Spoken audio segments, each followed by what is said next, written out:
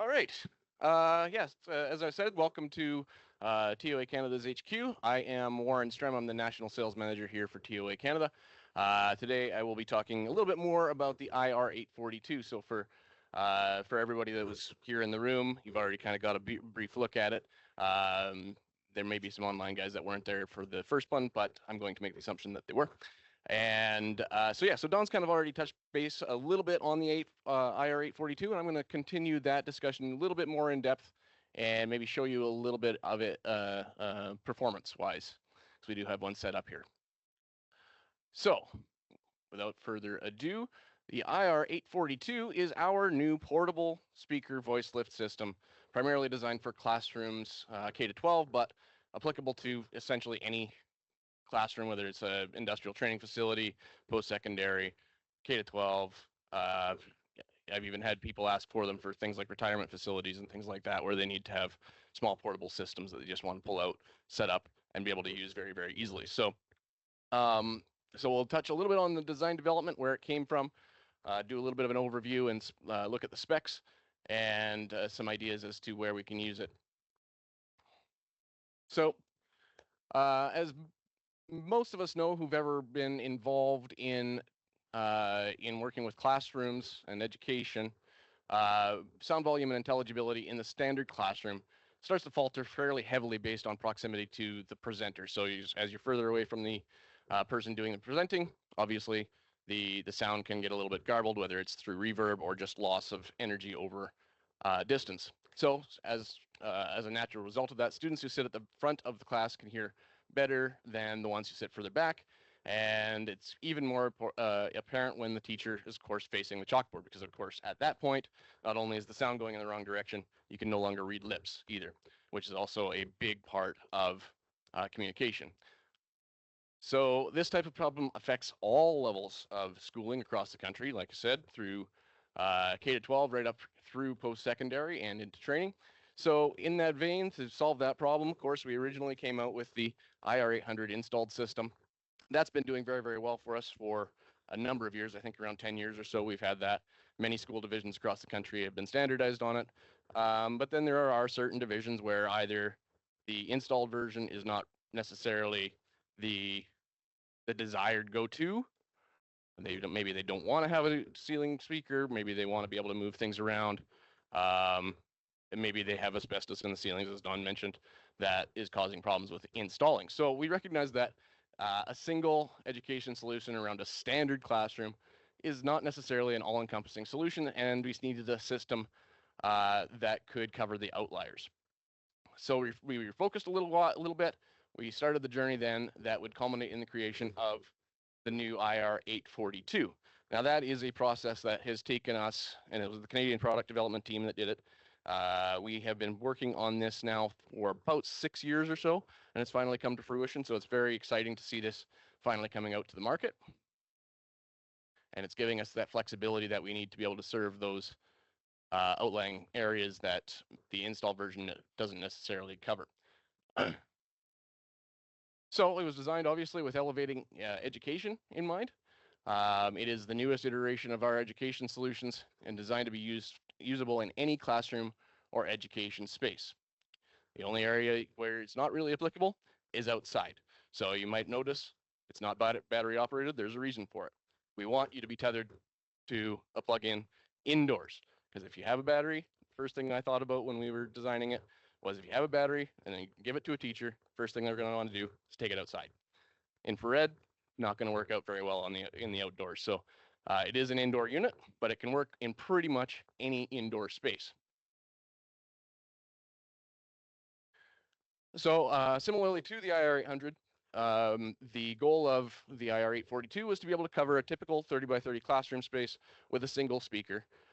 So you don't have to worry about having multiple speakers, multiple points of potential feedback, etc. And so it was driven by the goal of creating a product that transmitted teachers and students' normal speaking voices to everyone in the room with equal clarity and with the renowned sound quality that TOA is famous for. What you'll notice with this box when you get the opportunity to play with it, it's made of wood. It's not plastic. So you're not going to have some of those vibration issues that plastic can have. You're going to have a nice, a comparatively warmer sound quality, and it is a good full range sound.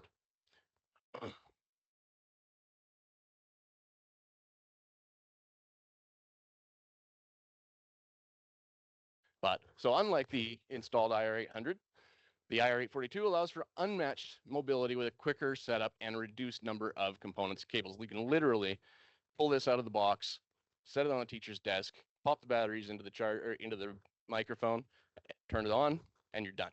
That's can be the entire installation if that's what you want. A lot of times we do have them installed. We'll get that into that in a minute. So what resulted was a system that promotes easy interactive communication, better stimulates students, and improves their overall understanding of the course content. The other thing that's not mentioned here is it really helps the teacher with the voice. So that's one area where certain divisions are, school divisions are focused as much on the teacher's health as they are on the student learning experience. So again, it's kind of a differentiation as to what each school division emphasizes when they're looking for their classroom audio system. Is it about the safety issue, or is it about the learning experience, or is it both?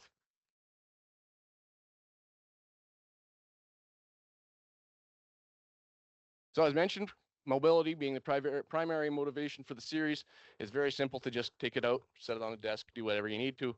Also wall mount it or pole mount it, but we wanted to make sure that it was install ready as well, because these kinds of things do appear on a lot of tenders across the country, and most of those kinds of applications, it's actually going to be installed on the wall. So we expect that probably more than half of actual applications will have the unit installed on the wall rather than just sitting on a desk or anything like that.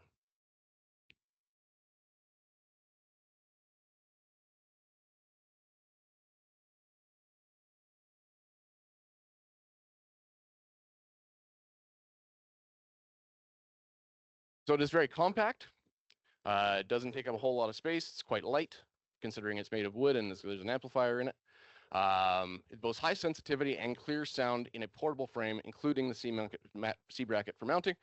It also utilizes an additional companion speaker that looks identical. As you can see, we have the main unit here, we have the sub unit here, the companion speaker that goes along with it. So they look the same, and the companion speaker also has an infrared receiver on it as well. So not only are you expanding the audio coverage, you're also expanding the infrared pickup coverage, which in a lot of spaces can be a requirement, especially as, you know, if you're adding a bigger second speaker, chances are you're in a bigger space, you may have more problems with line of sight issues.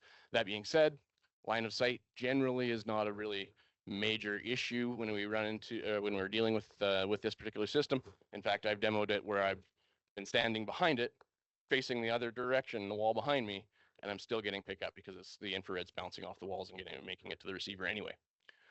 So so it's very, very solid when it comes to the infrared coverage, and you really should not expect to see a lot of dropouts, even if you don't have the best line of sight coverage. Of course, if you lose line of sight entirely, then you're toast. But yes, sorry. Yes, there's an amplifier built into the back. Yes.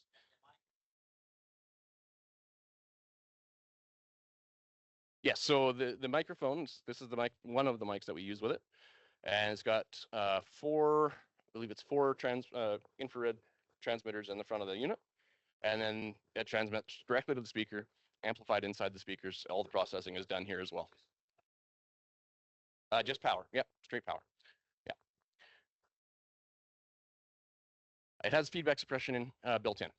So there is the potential that you can still drive it way too loud and still mess it up, but that's incredibly rare, and we really did try to eliminate that, you know, teacher use error as one of the issues, because we did run into that back in the day with these originally. And this version, the new version of this as well, by the way, also has feedback suppression. So if you are using the installed, you should be also having access to feedback suppression. Sorry? Typical 30 by 30 classroom space. One speaker in the middle of the classroom. A couple of examples of where we've been using this traditionally. probably the biggest divisions across the country that are using it are both the Edmonton Public and Edmonton Catholic School Boards. So that between the two of them, that's 300 schools, and they use them in every single classroom that they build or retrofit. So if you're able to get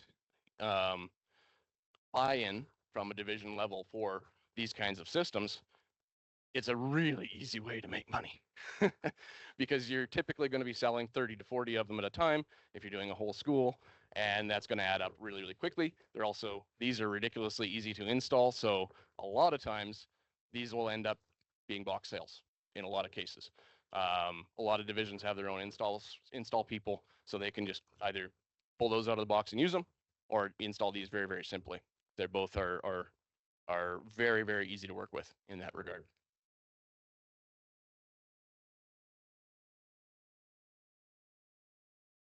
So we'll have a look at some of the specs that are involved with the speaker itself. So it's a 40-watt output for the single speaker, 80 watts if you include the companion speaker. So it does have plenty of output.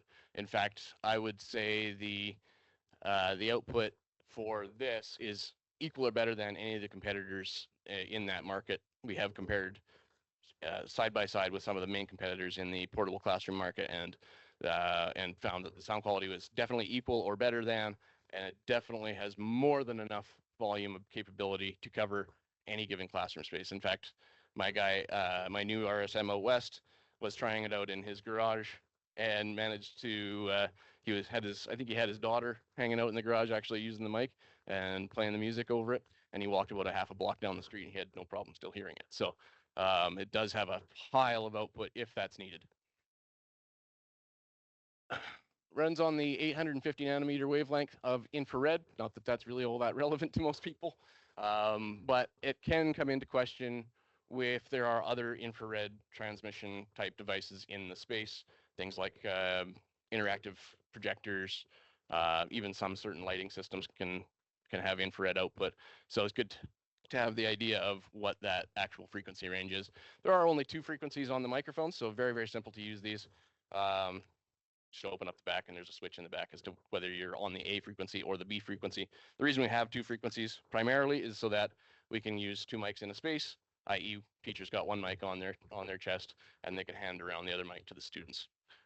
And as Don was mentioning as well, there's a couple of ways we can work with them in terms of how the school assigns the microphones. So they can assign them to the classroom themselves and just have the battery charger, living in that classroom. You've got the mic living in that classroom all the time, so the mic just stays in that room. Or you could assign it to the teacher, and then because they're all using the same frequencies, you can just walk from room to room to room and use the same microphone without having to ever adjust your frequency.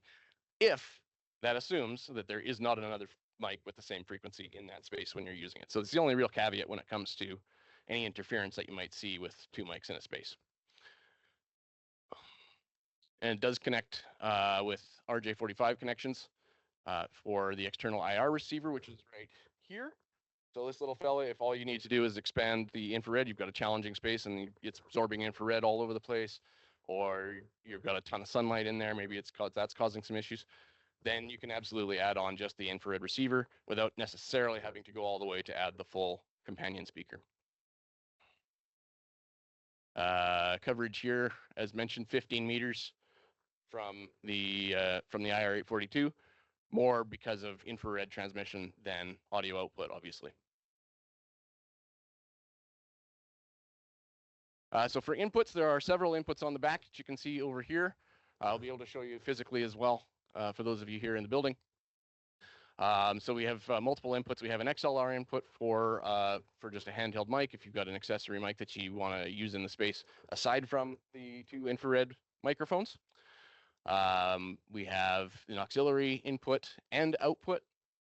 So in the case of the output, if you have a student that is hard of hearing and they have maybe one of their systems that can transmit to their hearing aid, you can plug into the auxiliary output and have that transmission happen for you. So you're not as concerned about having to deal with the deaf and hard of hearing separately from everyone else in the space. Full frequency response, 20 to 20 hertz, 20 to 20K, sorry. So we do have very solid sound quality. I guess I should revisit. Sorry, I didn't finish with the inputs.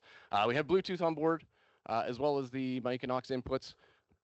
And we have, of course, the connection between the master unit and the companion speaker on both cases. If you are connecting both, if you're using the companion, it's a 2-wire connection, I believe. So there's one Cat5 connection for the signal and the other for powered signal coming. So one for signal coming back from the companion speaker, one for signal coming from the master to the companion speaker.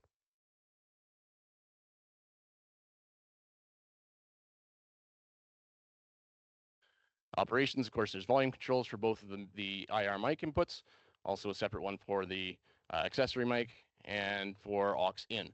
They all have their own separate volume controls, so you do have multiple different ways of making sure that everything is balanced the way it needs to be, also on the aux out and on the Bluetooth.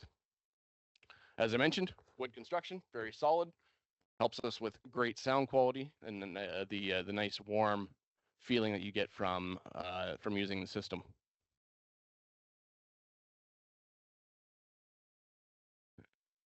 Kind of hit on most of that already, so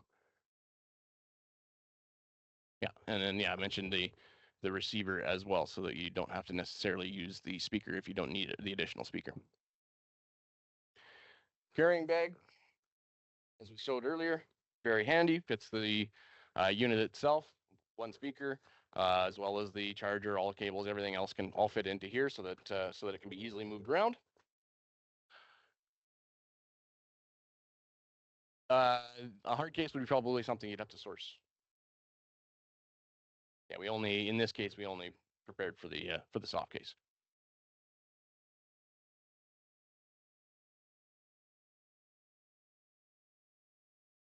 So for added versatility and configuration, users can mount through the main, and the companion, either to a speaker stand or, as mentioned, to a wall mount. The system has been designed to function with the existing IR mics, so it's the same microphones for this as it is for this. So we don't have to reinvent the wheel, bring in different mics, bring in different frequencies, any of that kind of stuff, if we were to change between the two systems. There are 3 different kinds of these. So this is the most modern looking of them, I suppose. This is the latest developed. So this was developed about the same time that this was actually developed. So this is the IR-310 is what this one is. Single battery in the back, very, very light. And of course, it's meant to just hang around the neck. We do have a different lanyard as well, which is kind of an older model.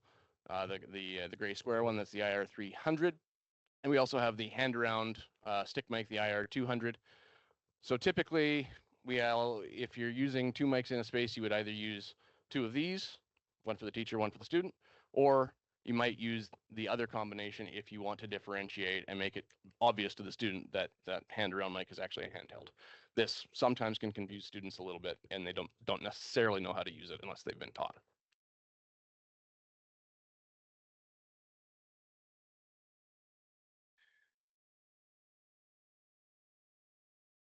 So obviously, it's going to carry a lot of the same features and benefits of the existing IR-800, i.e., because it's infrared, you don't have interference between spaces as long as you have an opaque surface in between. So you've got walls in between. You have separate signals, so you don't have to worry about RF maintenance and all of that kind of fun stuff. Very high sensitivity and very clear sound deliverance. So you're always getting that intelligible signal that you really need when it comes to classroom audio. And it's very easy to expand the coverage on it.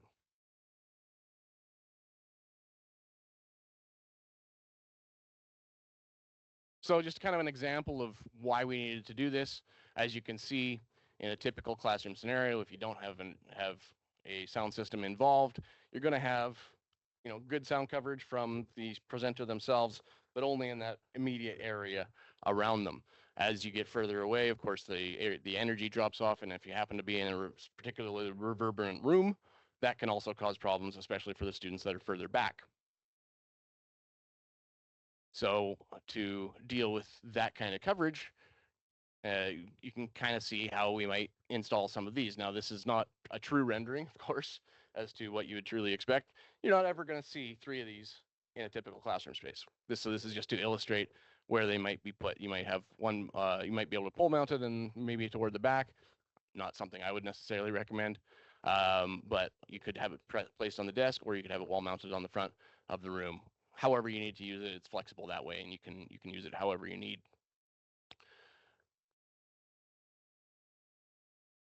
And because of that flexibility, it brings us the capability to work in many different spaces that might be beyond what you would typically see in your normal, typical elementary school classroom.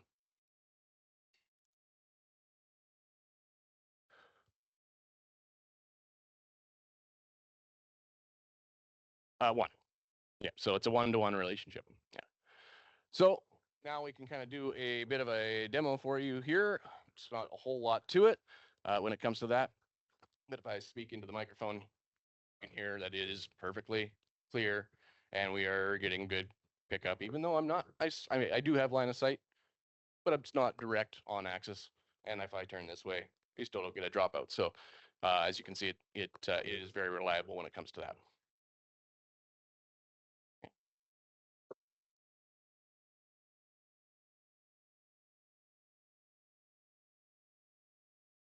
Okay, so this is one area where we've had to deal with the teachers over the years, because a lot of teachers don't realize that you have to zip it up, right? So sometimes you'll have the teacher that's just got it hanging down here, and then they complain, well, how come I'm not getting picked up? What's going on? How come it, or it's too quiet, so they're turning it way up and causing feedback problems.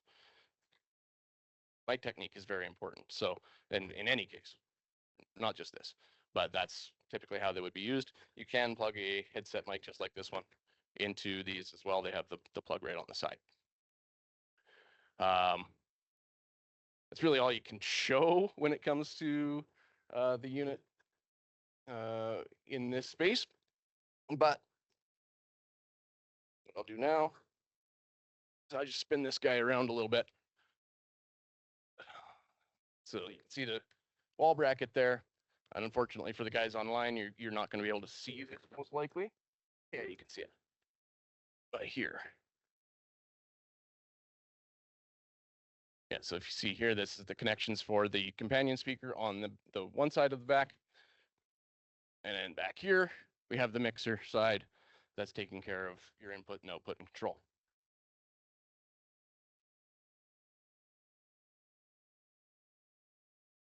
So obviously I didn't need a full hour. Can I demo the Bluetooth function? Can I demo the Bluetooth function? Isaiah, do we have a connection handy for that?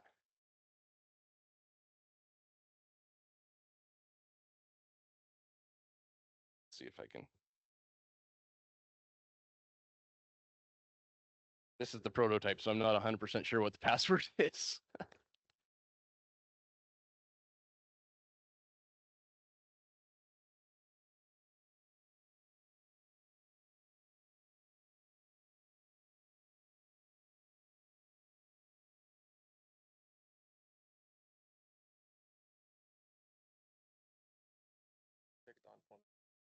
Yeah.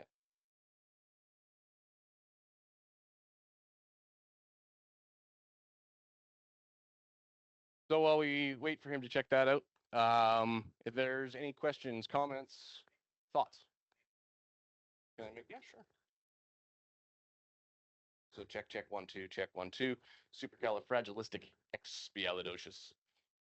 And I'm now, what, 20 feet, 25 feet away from the unit, getting perfect pickup, no problem. All good. If I turn away this way, drops out a little bit. This is getting absorbed by the sound absorptions on the walls. And of course, it's facing the wrong direction. Yes, this is the master. Oh, okay. Okay. So unfortunately, this particular version being a pre-production prototype does not have the Bluetooth functional. So I unfortunately can't show that today. But obviously on the production units, it works just fine. I have used it on our other prototype, and it works really excellent. And one thing we did actually take steps on when it came to the Bluetooth was actually when we developed the MW41, we know that we came across this as an issue, that in a facility that has multiple Bluetooth units, you might have issues with what's the name of the unit that I'm actually trying to connect to. So for the MW, what we did was we had a firmware upgrade that allows us to go in and edit the names that show up on the mobile device. Whereas with this, they're named individually based on the serial number of the system. So once you know what your number is, you can always get back to that one very easily without being confused about what devices are showing up in your Bluetooth. Any questions? All right. So that was a short and sweet one. But yeah, there's a ton of potential out there for things like this. I know they're being requested in specifically the areas where I've seen a lot of requests for portable classroom audio have been in the BC market, but across the country in other areas that need more flexibility as well, we see lots of demand for them. Okay. Thanks, everybody.